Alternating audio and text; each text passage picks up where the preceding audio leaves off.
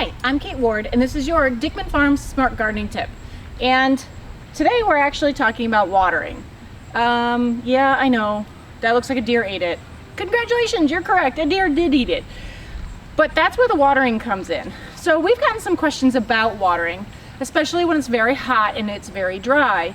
Should you be adding supplemental watering? How much should you be watering? We've done other videos that kind of show you how to water so that you're not just getting the plants wet, but actually getting them a good deep drink.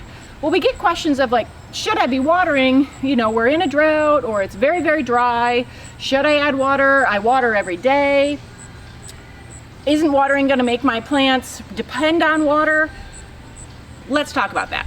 So the watering depending on watering, yes, in a sense it does. So if you water a plant, and even if it's a deep watering, the plant will respond by putting on the amount of growth that that resource allows. So if it has food and it has good drainage and that kind of thing, all things being equal, has the proper lighting, if we add another resource and we add it in abundance by watering maybe more than we need to, your plants will respond. They're going to put on more growth. That said, if you then stop, your plants have put on the amount of growth that they think is falling from the sky.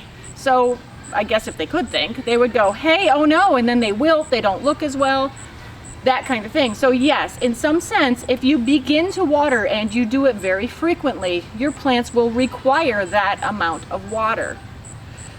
When you do that, and when you add fertilizer as well, in some sense, you also make the plants more attractive. So if we're in the middle of summer and it's hot and it's dry and it's gross, what's gonna happen in that hot, dry, gross section, the plants around it that aren't getting that supplemental watering, that maybe are in the sides of the landscape or out in the brushes, those guys don't have as much nutrition or hydration in them.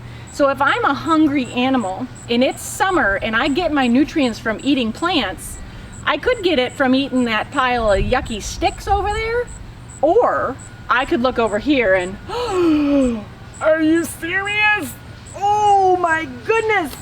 Yum, yum, yum, yum, yum. So much more nutrition, it's healthier for me. So I'm not saying don't water your plants and you're gonna collect all that, but don't be terribly surprised, especially in a drought year, if you do see a little bit more heavier deer, rabbit, that kind of browse, because it's a higher nutrient source.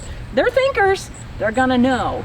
So it's a good time to also maybe do some repellent, especially in a dry year in the summers, as opposed to just usually the winters. The other thing though is if you're not gonna be a waterer, fine.